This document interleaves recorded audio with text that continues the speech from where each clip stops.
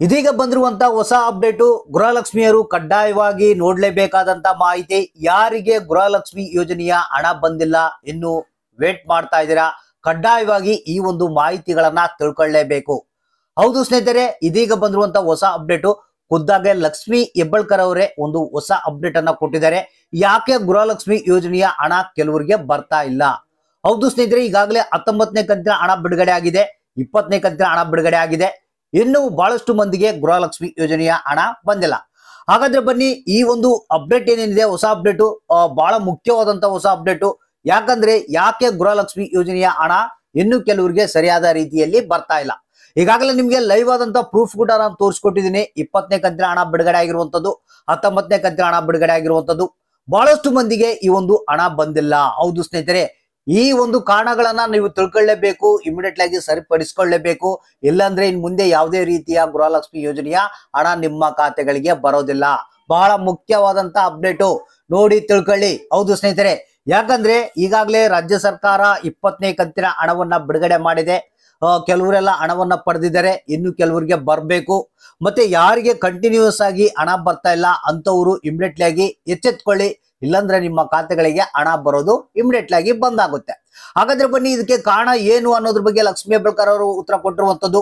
ಇದು ಒಂದೇ ಅಲ್ಲ, ಇವತ್ತಿನ ಒಂದು 20ನೇ ಕಂತಿನ ಹಣ ಬಿಡುಗಡೆ ಬಗ್ಗೆ ಕೂಡ ಮಾಹಿತಿಯನ್ನ ನಿಮ್ಗೆ ತಿಳಿಸ್ಕೊಡ್ತಾ ಇದೀನಿ. ಯಾಕಂದ್ರೆ 19ನೇ ಕಂತಿನ ಹಣವನ್ನ ಪಡೆದಂತವ್ರು 20ನೇ ಕಂತಿನ ಹಣಕ್ಕಾಗಿ ವೇಟ್ ಮಾಡ್ತಾ ಇದ್ರ, ಯಾವಾಗ ಬರುತ್ತೆ ಅಂತ ಕಾಯ್ತಾ ಇದ್ರ. ಅದರ ಒಂದು ಹೊಸ ಅಪ್ಡೇಟ್ ಅನ್ನ ತಿಳಿಸ್ಕೊಡ್ತಾ ಇದೀನಿ. ಅಂದ್ರೆ ಇವತ್ತ ನಿಮ್ಮ ಖಾತೆಗಳಿಗೆ 20ನೇ ಕಂತಿನ ಹಣ ಯಾರ್ಯಾರಿಗೆ ಬರುತ್ತೆ ಅನ್ನೋದ್ರ ಬಗ್ಗೆ ಕೂಡ ಮಾಹಿತಿಯನ್ನ ತಿಳಿಸ್ಕೊಡ್ತಾ ಇದೀನಿ. ಈಗಾಗಲೇ ಯಾವ ಜಿಲ್ಲೆಗಳಿಗೆ ಬಿಡುಗಡೆ ಆಯ್ತು ಅನ್ನೋದ್ರ ಬಗ್ಗೆ ಕೂಡ ಮಾಹಿತಿಯನ್ನ ತಿಳಿಸ್ಕೊಡ್ತಾ ಇದೀನಿ. ಯಾಕಂದ್ರೆ ಈಗ ಆಲ್ರೆಡಿ ನೆಕ್ಸ್ಟ್ 21ನೇ ಕಂತಿನ ಹಣ ಬಿಡುಗಡೆಗೆ ಒಂದು ಎಲ್ಲ ಸಿದ್ಧತೆಯನ್ನ ಮಾಡಿಕೊಂಡಿದೆ ರಾಜ್ಯ ಸರ್ಕಾರ. ಅದ್ರ ಬಗ್ಗೆನೂ ಒಂದು ಹೆಚ್ಚಿನ ಒಂದು ಡೀಟೇಲ್ಸ್ ನ ತಿಳಿಸ್ಕೊಡ್ತೀನಿ. ಹೀಗೆ ನೀವು ಈ ಒಂದು ಕಾರಣಗಳನ್ನ ತಿಳ್ಕೊಂಡು ಇದನ್ನ ಎಚ್ಚೆತ್ಕೊಂಡು ಸರಿಪಡಿಸ್ಕೊಂಡ್ರೆ ನಿಮ್ಮ ಖಾತೆಗಳಿಗೆ ಕಂಟಿನ್ಯೂ ಆಗಿ 19, 20, 21ನೇ ಕಂತಿನ ಹಣ 6,000 ಹಣವನ್ನ ನೀವು ಒಟ್ಟಿಗೆ ಪಡಿಬಹುದು.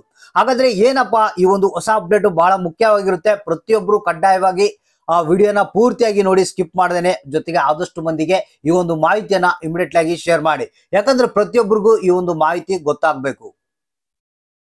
ಹೌದು ಸ್ನೇಹಿತರೆ, ನಿಮ್ಗೆಲ್ಲ ಗೊತ್ತಿರ್ಬೋದು, 19, 20, 21ನೇ ಕಂತಿನ ಹಣ, ಈ 3 ಕಂತುಗಳ ಹಣ ಬಹಳಷ್ಟು ತಲೆನೋವಾಗಿತ್ತು. ಯಾಕಂದ್ರೆ ನಿಮ್ಗೆ ಗೊತ್ತಿರ್ಬೋದು, ಕಳೆದ 3 ತಿಂಗಳಿಂದ ಯಾವುದೇ ಗೃಹಲಕ್ಷ್ಮಿ ಯೋಜನೆಯ ಹಣವನ್ನ ಪಡೆದಿದ್ದಿಲ್ಲ.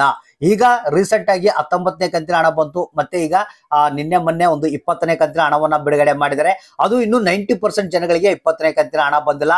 ಕೇವಲ 19ನೇ ಕಂತಿನ ಹಣವನ್ನ ಮಾತ್ರ ಪಡೆದಿರುವಂತದ್ದು. ಅದರಲ್ಲಿ 19ನೇ ಕಂತಿನ ಹಣ ಇನ್ನು ಬಹಳಷ್ಟು ಮಂದಿಗೆ ಬಂದಿಲ್ಲ ಅನ್ನೋ ಒಂದು ಮಾಹಿತಿ ಕೂಡ ಕೇಳಿ ಬರ್ತಾ ಇದೆ. ಸ್ನೇಹಿತರೆ, ಇಲ್ಲಿ ಖುದ್ದಾಗೆ ಲಕ್ಷ್ಮಿ ಹೆಬ್ಬಾಳ್ಕರ್ ಅವರು ಒಂದು ಹೊಸ ಅಪ್ಡೇಟ್ ಅನ್ನ ಕೊಟ್ಟಿದ್ದಾರೆ. ಇಲ್ಲಿವರೆಗೆ 18, 19, 20ನೇ ಕಂತಿನ ಹಣ ಜನರ ಖಾತೆಗೆ ಯಾಕೆ ಸೇರಿಲ್ಲ, ನಾವು ಬಿಡುಗಡೆ ಮಾಡಿದ್ರು ಕೂಡ ಯಾಕೆ ಬಂದಿಲ್ಲ ಅನ್ನೋದ್ರ ಬಗ್ಗೆ ಮಾಹಿತಿಯನ್ನ ತಿಳಿಸ್ಕೊಡ್ತೆ. ಅದಾದ್ಮೇಲೆ 20ನೇ ಕಂತಿನ ಹಣದ ಒಂದು ಹೊಸ ಅಪ್ಡೇಟ್ ಏನು ಅನ್ನೋದ್ರ ಬಗ್ಗೆ ಕೂಡ ಇವತ್ತ ಯಾರಿಗೆ ಬರುತ್ತೆ ಅನ್ನೋದ್ರ ಬಗ್ಗೆ ಕೂಡ ಮಾಹಿತಿಯನ್ನ ತಿಳಿಸ್ಕೊಡ್ತೇನೆ. ಸ್ನೇಹಿತರೆ, ಇಲ್ಲಿ ಬಹಳಷ್ಟು ಮಂದಿ ಏನ್ ಮಾಡ್ತಾ ಇದ್ದಾರೆ, ಈ ಒಂದು ರೇಷನ್ ಕಾರ್ಡ್ ಇದ್ದಂತವ್ರು ತಮ್ಮ ಒಂದು KYC ಯನ್ನ ಮಾಡ್ತಾ ಇಲ್ಲ. ಹೌದು ಸ್ನೇಹಿತರೆ, ಪ್ರತಿಯೊಬ್ಬ ಸದಸ್ಯರ KYC ಯನ್ನ ಕಡ್ಡಾಯವಾಗಿ ಮಾಡ್ಲೇಬೇಕಂತ ಆಹಾರ ಮತ್ತು ನಾಗರಿಕ ಸರಬರಾಜು ಇಲಾಖೆ ತಿಳಿಸ್ತಾನೆ ಬಂದಿದೆ. ಬಹಳಷ್ಟು ಮಂದಿ ಈ ಒಂದು KYC ಯನ್ನ ಪೆಂಡಿಂಗ್ ಇಟ್ಟಿದ್ದಾರಂತೆ. ದಯವಿಟ್ಟು KYC ಮಾಡಿಲ್ಲ ಅಂದ್ರೆ ನಿಮ್ಮ ರೇಷನ್ ಕಾರ್ಡ್ ಲಿಂದ ಈ ಒಂದು ಗೃಹಲಕ್ಷ್ಮಿ ಯೋಜನೆಯ ಹಣ ಬರೋದಕ್ಕೆ ತೊಂದರೆ ಆಗುತ್ತೆ. ಹಾಗಾದ್ರೆ ನೀವೇನ್ ಮಾಡ್ಬೇಕು, ನಿಮ್ಮ ಹತ್ತಿರದ ಒಂದು ಪಡಿತರ ಚೀಟಿ ಅಂದ್ರೆ ರೇಷನ್ ಶಾಪ್ ಗಳಲ್ಲಿ ಹೋಗಿ ನೀವು KYC ಯನ್ನ ಮಾಡಿ ಅಂತಂದ್ರೆ ಅವರು ಮಾಡಿಕೊಡ್ತಾರೆ. ಆ ಒಂದು ಪ್ರಾಬ್ಲಮ್ ನ ಸಾಲ್ವ್ ಮಾಡ್ಕೊಬೇಕು. ಎರಡನೇದಾಗಿ ಇಲ್ಲಿ ಬಹಳಷ್ಟು ಕಳೆದ ಒಂದು 3 ತಿಂಗಳಿಂದ ಯಾರ್ಯಾರು ತಮ್ಮ ಒಂದು ಪಡಿತರವನ್ನ ಪಡೆದಿಲ್ಲ, ಅಂದ್ರೆ ರೇಷನ್ ಶಾಪ್ಗಳಲ್ಲಿ ರೇಷನ್ ಅನ್ನ ಹಾಕಿಸಿಕೊಂಡಿಲ್ಲ ಅಂತವ್ರಿಗೆ ಗೃಹಲಕ್ಷ್ಮಿ ಯೋಜನೆಯ ಹಣ ಕೊಡೋದನ್ನ ಬಂದ್ ಮಾಡಿದಾರಂತೆ. ಇದು ಎರಡನೇ ಕಾರಣ. ಈ ಒಂದು ಕಾರಣಕ್ಕಾಗಿ ಗೃಹಲಕ್ಷ್ಮಿ ಯೋಜನೆಯ ಹಣ ಬರ್ತಾ ಇಲ್ಲ. ಈಗ ಇನ್ನು ಮೂರನೇದು ಏನಪ್ಪಾ ಅಂತಂದ್ರೆ, ನಿಮ್ಮ ಕುಟುಂಬದಲ್ಲಿ ಏನು ವಾರ್ಷಿಕ ವರಮಾನ ಏನಿರುತ್ತೆ ಅದು 7 ಲಕ್ಷದಕ್ಕಿಂತ ಕೆಳಗಡೆ ಇರಬೇಕು. 7 ಲಕ್ಷದ ಮೇಲೆ ಇತ್ತಪ್ಪ ಅಂತಂದ್ರೆ ಅಂತವ್ರಿಗೆ ಈ ಒಂದು ಗೃಹಲಕ್ಷ್ಮಿ ಯೋಜನೆಯ ಹಣವನ್ನ ಕೊಡಲ್ಲ ಅನ್ನೋ ಒಂದು ಮಾಹಿತಿ ಕೇಳಿ ಬರ್ತಾ ಇದೆ.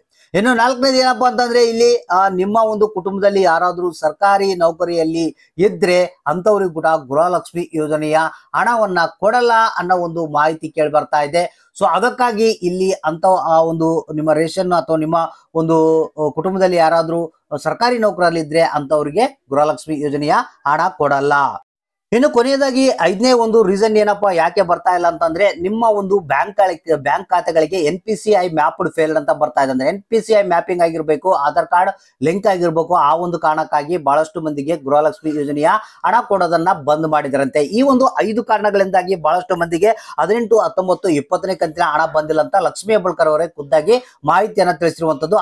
ಅದ್ರ ಜೊತೆಗೆ ಎಲ್ಲರೂ ವೇಟ್ ಮಾಡ್ತಾ ಇರುವಂತದ್ದು ಬಹಳ ಮುಖ್ಯವಾಗಿ 20ನೇ ಕಂತಿನ ಹಣಕ್ಕಾಗಿ. ಇಲ್ಲಿ 20ನೇ ಕಂತಿನ ಹಣ ಯಾವಾಗ ಬರುತ್ತಂತ ಪ್ರತಿಯೊಬ್ರು ವೇಟ್ ಮಾಡ್ತಾ ಇದ್ದಾರೆ. ಇದ್ರ ಬಗ್ಗೆನೂ ಒಂದು ಹೊಸ ಅಪ್ಡೇಟ್ ಬಂದಿದೆ ಸ್ನೇಹಿತರೆ. ಇಲ್ಲಿ 20ನೇ ಕಂತಿನ ಹಣ ಆಲ್ರೆಡಿ ಬಿಡುಗಡೆ ಆಗೋದಕ್ಕೆ ಪ್ರಾರಂಭ ಆಗಿದೆ. ಇಲ್ಲಿ ಕೆಲವರಿಗೆ 20ನೇ ಕಂತಿನ ಹಣ ಬೆರಳೆಣಿಕೆ ಜನರಿಗೆ ಮಾತ್ರ ಬಂದಿರುವಂತದ್ದು. ಹಾಗೂ ಅದ್ರ ಜೊತೆಗೆ ಈಗ 2ನೇ ಹಂತದಲ್ಲಿ ಕೂಡ ಇವತ್ತ ಏನಿದೆ 20ನೇ ಕಂತಿನ ಹಣವನ್ನ ಬಿಡುಗಡೆ ಮಾಡ್ತಾ ಇದೀವಿ ಅನ್ನೋ ಒಂದು ಮಾಹಿತಿ ಕೊಟ್ಟಿರುವಂತದ್ದು. ಅದಕ್ಕಾಗಿ ಇಲ್ಲಿ ಯಾರು ಗಾಬರಿ ಪಡುವಂತ ಅವಶ್ಯಕತೆ ಇಲ್ಲ.